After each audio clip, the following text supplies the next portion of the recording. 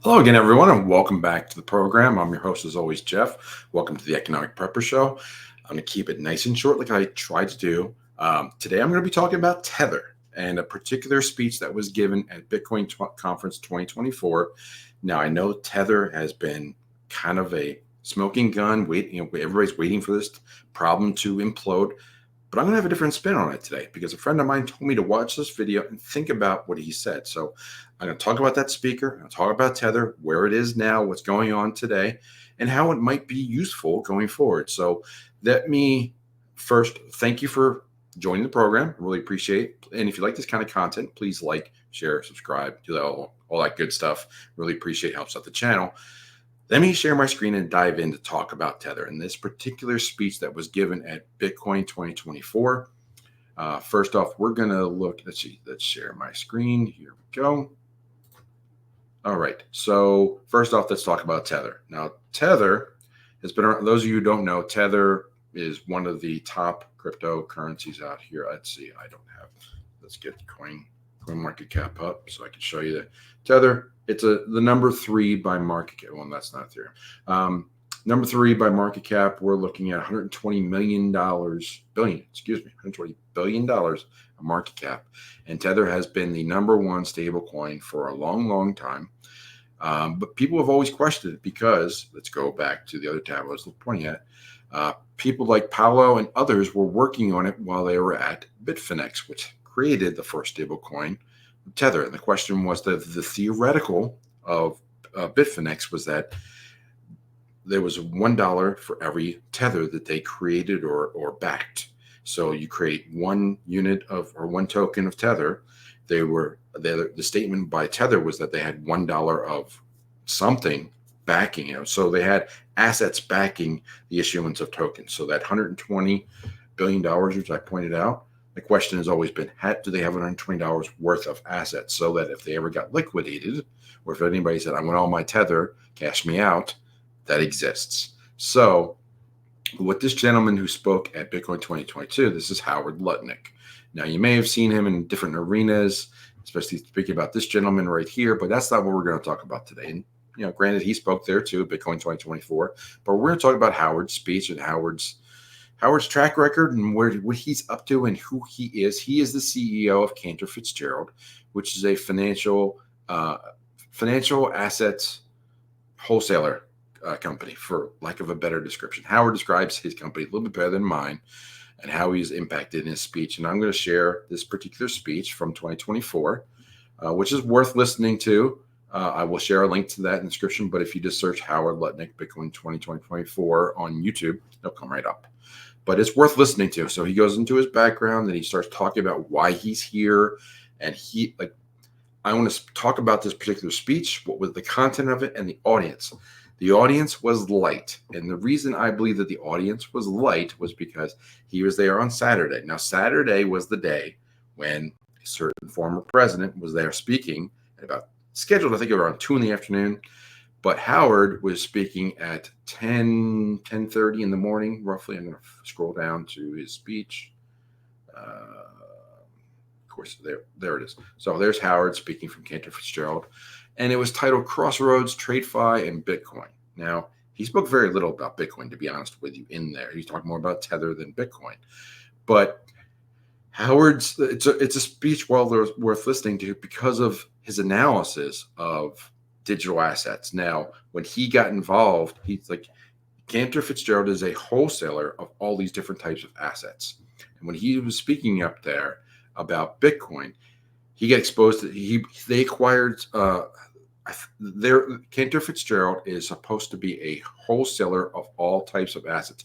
If you want to have real estate in Nigeria, or if you want to have stock exposure on the Nikkei index or whatever, they have the ability to get it. They have the ability to trade it about everything. So when he was exposed to digital assets, let me drop out here for a second, just talk.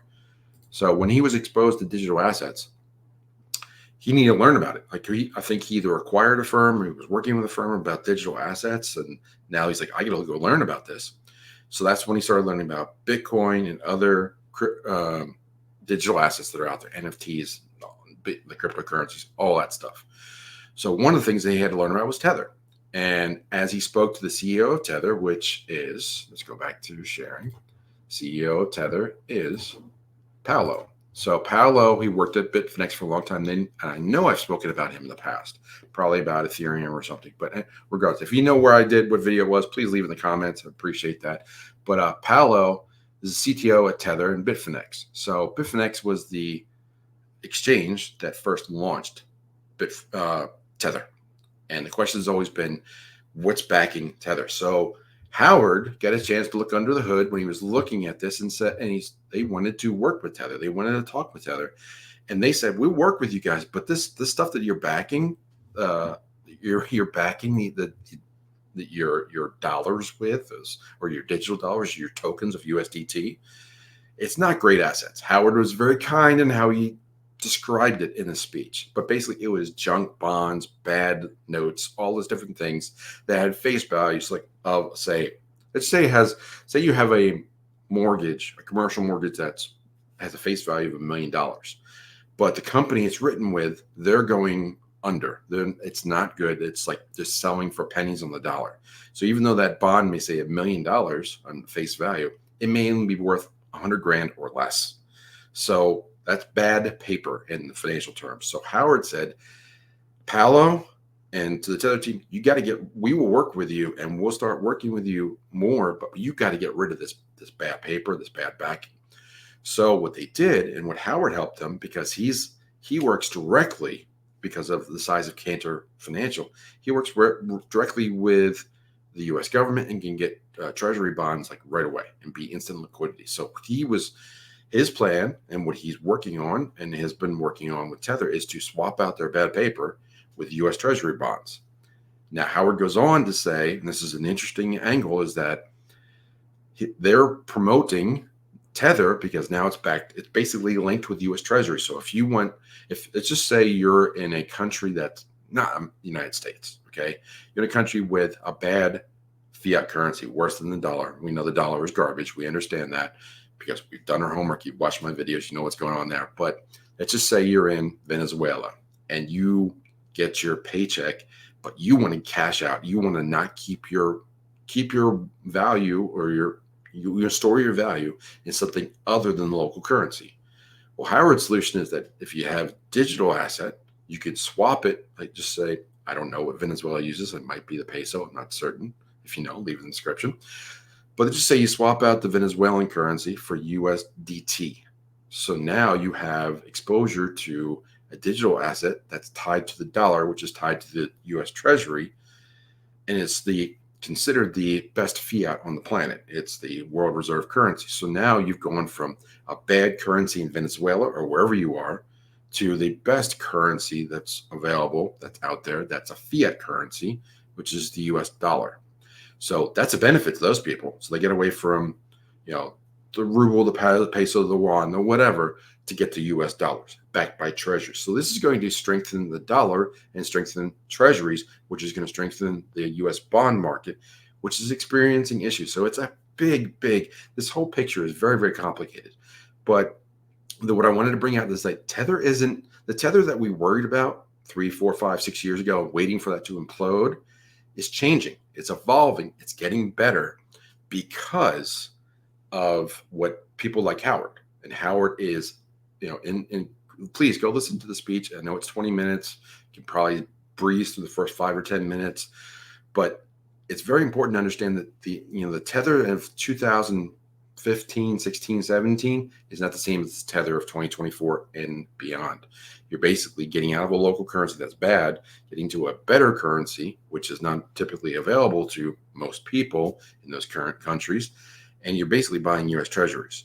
So I'll go into I'm going to start to talk about the bigger picture of everything. But if you're somebody that's in a country where you question your Zimbabwe or Greece, or pick a country that's got a bad financial outlook, and you get out of your local currency and can get into the dollar, if you don't go to Bitcoin, but at least you have USDT, and this is say you are keeping your value in Bitcoin, but you want to take profits.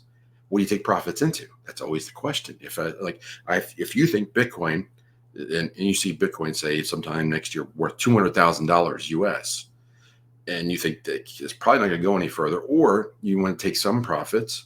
What do you take profits into? If you have USDT, which now is backed by the US Treasury bills, which is way stronger than Evergrande or other Chinese bonds or other junk paper that's out there, that's a much stronger position for people to be. And that's going to help the US dollar. But what are your thoughts? Before I get into all the financial stuff and the other ramifications I'll do in probably a separate video, what are your thoughts about Tether? What do you think about how it's evolving, what Howard is doing? Check out the video, leave a comment. I look forward to reading all of them, and I'll see you in the next video. Take care.